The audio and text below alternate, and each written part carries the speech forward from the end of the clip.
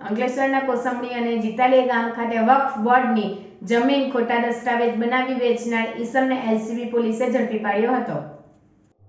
અંકલેશ્વર તાલુકાના કોસંબડી અને જીતાલી ગામની હદમાં વક્ફ બોર્ડની મસ્જિદ ટ્રસ્ટની જમીન આવેલ છે, જે જમીનના ખોટા દસ્તાવેજો ઊભા કરી વેચી દેવામાં આવી હતી, જે અંગે અંકલેશ્વર સબ રજિસ્ટ્રાર દ્વારા અંકલેશ્વર જીઆઈડીસી તેમજ અંકલેશ્વરની ડિવિઝન પોલીસ મથકે 4 જેટલી ફરિયાદ નોંધાવી હતી, જે ફરિયાદમાં અમરેલીના રહેવાસી ઇકબાલ ઈસા ડેરૈયા પણ એક આરોપી હતો,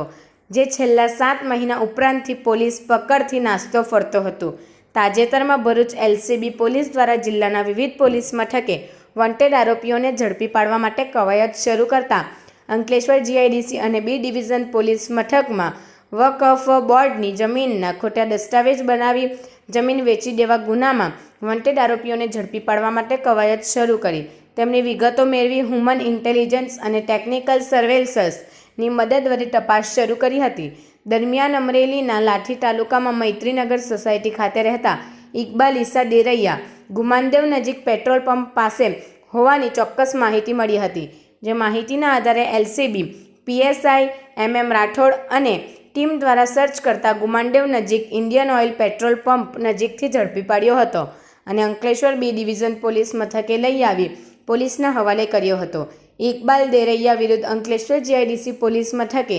1 અને બી ડિવિઝન પોલીસ મથકે 4 જેટલા ગુના દાખલ નોંધાયેલા છે, જેમાં તે વોન્ટેડ હતો। બી ડિવિઝન પોલીસ વિધિવત ધરપકડ કરી રિમાન્ડની તજવીજ શરૂ કરી હતી।